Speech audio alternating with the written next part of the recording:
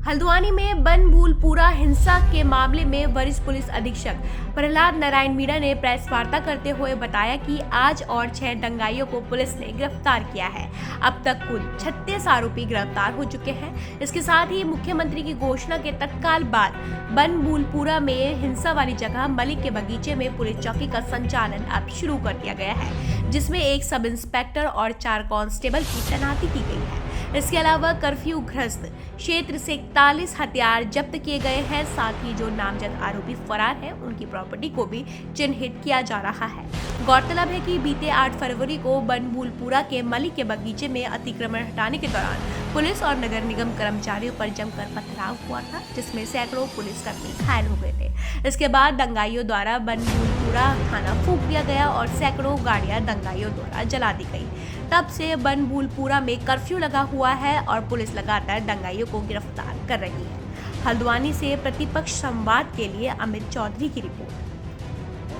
जो उस दिन इस उपद्रव में घायल हो गए थे या चोटिल हुए थे, उनसे करवाया। तो ये 2 लेडी सब इंस्पेक्टर जो हमारी टीम की है, इनके द्वारा उस चौकी का उद्घाटन किया गया है, ताकि हमारे जो कर्मचारी हैं उनकी जो वीरता है और उनका जो शौर्य जो उस दिन उन्होंने दिखाया, इसको और प्रोत्साहित किया जा सके।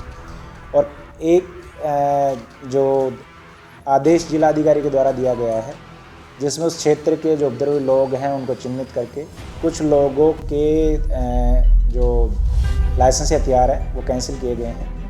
तो इसी में हमारी टीमों ने दबिश देते हुए और उनके घरों से सर्च करते हुए 41 जो लाइसेंसी वेपन हैं वो कब्जे में लिए हैं।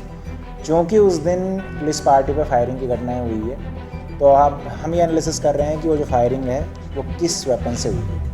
तो इन वेपन्स का हम बैलिस्टिक जो एग्जामिनेशन करवाने जा रहे हैं कि क्या ये वेपन हाल ही में फायरिंग में यूज हुए हैं, और अगर इनकी फायरिंग हुई है तो उस व्यक्ति ने वो फायरिंग कब और किस हाल में की थी। तो इन सब चीज़ों को देखते हुए हमने 41 वेपन जो है वो सीजर बनाए हैं। हल्द्वानी क्षेत्र में जो 8 तारीख को घटना हुई थी, उसमें हमने 3 FIR पंजीकृत किए और इन्वेस्टिगेशन करते हुए हमने इसमें कुछ अभियुक्त पहले जेल भेजे थे। इन्हीं 3 FIR में आज जो है हमारी टीम ने 6 और लोगों को गिरफ्तार किया है। इसमें से 3 लोग जो हैं, जो थाने के बाहर घटना हुई थी, थाना जलाने की जो कोशिश हुई है, उसमें गिरफ्तारी हुई है। एक अभियुक्त की गिरफ्तारी जो पुलिस का वाहन था और जो हमारे कर्मचारी से रिवॉल्वर छीना उस मामले में, और 2 अभियुक्तों की गिरफ्तारी जो नगर निगम के व्हीकल थे उनके डैमेज में और उस क्षेत्र में हुए पथराव एवं आगजनी के मामले में हुई है। तो इस तरीके से आज हमने 6 और अभियुक्तों की गिरफ्तारी की है। अब तक इस मामले में 36 अभियुक्तों की गिरफ्तारी हो चुकी है। फरार जो हो रहे हैं लोग, उनको पुलिस ने पकड़ा है क्या? देखिए, कुछ लोग जो है जो यहाँ से फरार हुए हैं वो हमारे राडार पे हैं और उनके लिए पुलिस टीमें भेजी गई है उत्तराखंड के और उत्तर प्रदेश के अलग अलग क्षेत्रों में। तो ऐसे लोगों की गिरफ्तारी भी हम जल्दी ही करेंगे। मृतकों की संख्या भी कुछ बढ़ गई है? देखिए, आज एक जो मृतक और हैं वो घायल हो रहे हैं, जिनकी मतलब आज मृत्यु हुई है। तो इस तरीके से इस घटना के बाद में अब तक 6 जो है डेथ हुई है। देखिए, उसकी गिरफ्तारी के लिए हम लोग प्रयास कर रहे हैं, और चूँकि इसमें मलिक के साथ साथ कुछ बाकी लोग नामजद जो हैं वो भी अभी फरार हैं, तो उनकी गिरफ्तारी के लिए और बाकी जो अभियुक्त हैं उनकी गिरफ्तारी के लिए हमने कोर्ट से वारंट प्राप्त कर लिए हैं। जल्दी ऐसे व्यक्तियों की गिरफ्तारी हम लोग करेंगे, और इसके लिए जो उनकी जो प्रॉपर्टियाँ उन सबको भी चिन्हित किया जा रहा है। जब जो CCTV फुटेज का एनालिसिस हो रहा है उसमें कुछ महिलाएं भी हैं जो पत्थर मारते हुए पुलिस पार्टी पर हमला करते हुए दिख रही है।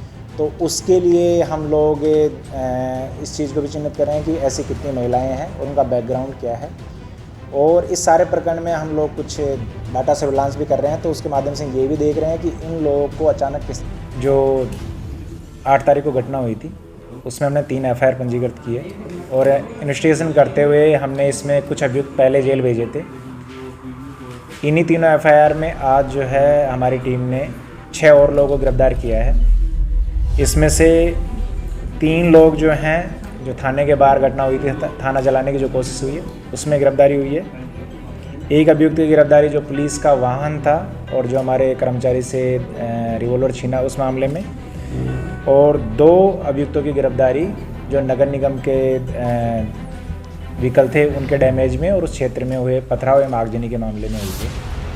तो इस तरीके से आज हमने 6 और अभियुक्तों की गिरफ्तारी की है। अब तक इस मामले में 36 अभियुक्तों की गिरफ्तारी हो चुकी है। इसी के साथ एक बड़ी चीज़ ये निकल के आई है कि चूँकि उस क्षेत्र में अचानक से उपद्रव हुआ और वहाँ पे ये महसूस किया गया कि उस क्षेत्र में और पुलिस व्यवस्था को सुधार करने की आवश्यकता है, उस क्षेत्र में और भी पुलिस सेटअप की ज़रूरत है। तो माननीय मुख्यमंत्री जी द्वारा इस क्षेत्र में एक थाना खोलने की घोषणा की गई है।